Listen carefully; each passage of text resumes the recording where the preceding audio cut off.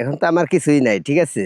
মনে যে দুঃখ কষ্ট করে কাজ কাম করে মনে যে এইভাবে চলি, বেশি কিছু করতে পারি না, তো ইনভেস্ট করতে পারি না। মনে যে ব্যবসায় হলো 6 মাস ভালোভাবে চলে, আর 6 মাস মনে যে এটা এই কাজই করে আমি চালাই। ইনকাম না করতে পারলে তো না খেয়ে থাকা লাগে। এখন মনে যে নিজের স্বার্থের দিকে মনে যে আমি কিছু করতে পারি নাই, ভাই বোন গো দিদি দিদি মনে যে আমার নিজের কোনো ক্যাশ ম্যাশ আমি রাখতে পারি। বাপ মার কষ্ট দেখছি, কষ্ট দেখার পরে লেখাপড়া বাদ দিয়ে এই কর্মে আসা হয়েছে। আমারও তো আশা ছিল লেখাপড়ার, মা বাবার দিকে সারাদিন একবেলা না খেয়ে থাকে, আবার জি করে থাকে, এইভাবে দেখে পরে আমাদের এই বিদেশে আমার আশা লাগে। পাবলিক রে বুঝাই এই কাজটা আমার হলো ভালো, করতে করতে মনে হয় যে প্রচার হয়ে গেছে। একটা বাসিতে আপনার 6টা 7টা, ওটাতে আপনার অনেক কিছু হয়, ধর্ম হয়, বের হয়, এটাতে আপনি অনেক কিছু করতে পারি। 120 টাকাও বেছে, 100 টাকাও আছে, 150 টাকাও আছে বাসের কোয়ালিটি।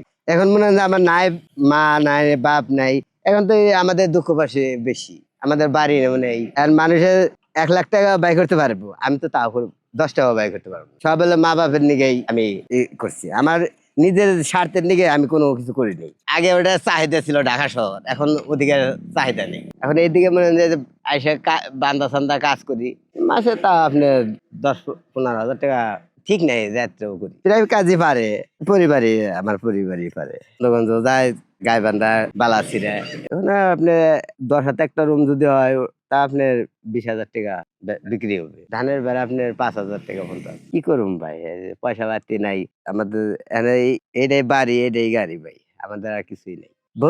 ভবিষ্যতের আশা আর কি করুম ভাই, এভাবে তো দিন যাবে।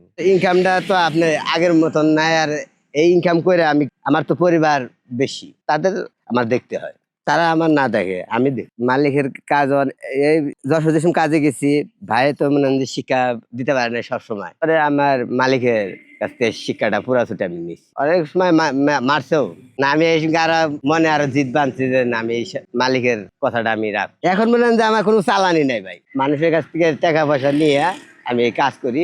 ওই তোর বন্ধু 4-5 হাজার যদি হয় লাভ, হইলেও না হলে না। 12 বছর কালে আমি যশোর চলে গেছি এই কাজ শিখতে, ভাই শিখাবে। এই যে আস্তে আস্তে আস্তে আস্তে কর্ম ভাই শিক্ষা দিতে, শিক্ষার পরে যে এখন নিজে আমি মিস্ত্রি, আমি বাঁশের কাজ করি।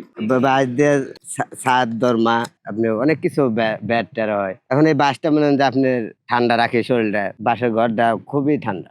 নিজেই কাজ করতাম, আমরা অন্য আন্ডারে চিটাং কাজ করতাম, আর যশোর কাজ করতাম। ধরেন 5 হাজার টাকা দিয়ে কাজ আমি আরম্ভ, ধানের ব্যাট বানাইতাম, মনে হয় যে বানাতে বানাইতে মনে হয় যে এটা প্রচার হয়ে গেছে, 3 হাজার টাকা বিক্রি হয়েছে।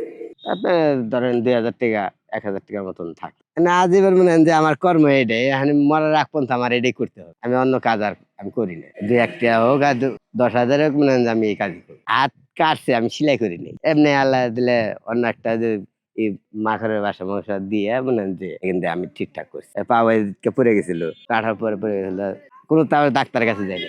বাঁশের ছালটা দিলেই আপনার ওটা জোড়া লেগে আসবে।